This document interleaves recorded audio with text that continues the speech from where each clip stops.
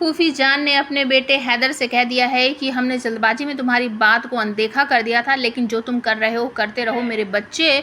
तुम माहिद के खिलाफ जितना लोगों को इकट्ठा कर सकते हो कर लो। दूसरी तरफ माहिद और सहर के बीच होने वाली है मस्ती मजाक, और सहर को आग में जलने से बचाने वाला है माहिद। तो सहर और माहिद गए हैं एक छोटा सा जश्न मनाने के लिए अपनी जीत के लिए, जहाँ पर वो बहुत सारा सामान लेकर जाते हैं। और शहर से बाहर जाकर वो काफ़ी ऊंचाई पर बैठकर अपना छोटा सा जो एक बॉनफायर जैसा एक छोटा सा टेंट लगाएंगे, और उसके दोनों तरफ बैठकर अपनी टोकरी में जो बास्केट लेकर गए उसमें से सारा सामान निकालेंगे। यहाँ पर फूफी जान ने वो जो दूध है उसके हाथों से गिर गया था और उसके हाथ भी जल गया था, और वो ऊपर जाने की कोशिश करती है। तभी अचानक से हैदर का फ़ोन आ जाता है और वो कहती है, हमारे बच्चे हमसे गलती हो गई, जो तुम कह रहे थे हमें वही करना चाहिए था, तो जो तुम कर रहे हो वही करते रहो। जितना हो सकता है लोगों को माहिर के खिलाफ भड़काओ। अगर कुछ लोग हमारे तरफ आ गए तो हमारा रास्ता साफ हो जाएगा। यहाँ हम भी कुछ बड़ा करने की सोच रहे हैं। तो वो खुश हो जाता है कि मेरी अम्मी मेरी बात को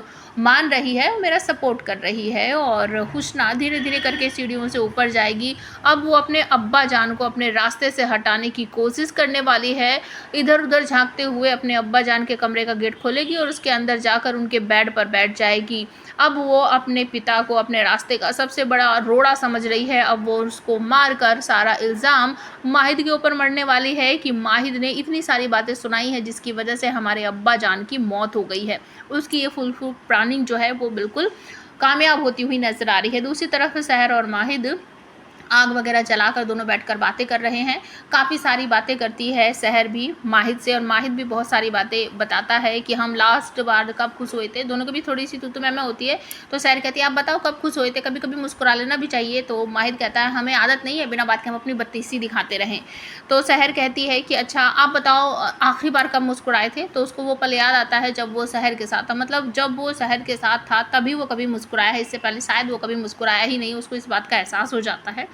और भुट्टा जो होता है मक्की, उसको भूनने के लिए जैसे ही सहर जाने लगती है आग के पास, तो उसका दुपट्टा आग में झुलसने लगता है। माहिद इसे देख लेता है, भागकर उसके दुपट्टे को खींच लेता है, उस दुपट्टे को बुझाने की कोशिश करता है और बोलता है, आप खुद को जलाने भुलाने जा रही थी, अपने दुपट्टे को भून रही थी या इस भुट्टे को भून रही थी। तो सहर काफ़ी सहम सी जाती है और फिर दोनों एक दूसरे की आंखों में खो सी जाते हैं। और माहिद उस दुपट्टे को सहर को पहनाने वाला है, क्योंकि सहर थोड़ा सा अनकंफर्टेबल सा महसूस कर रही थी अपने आप को।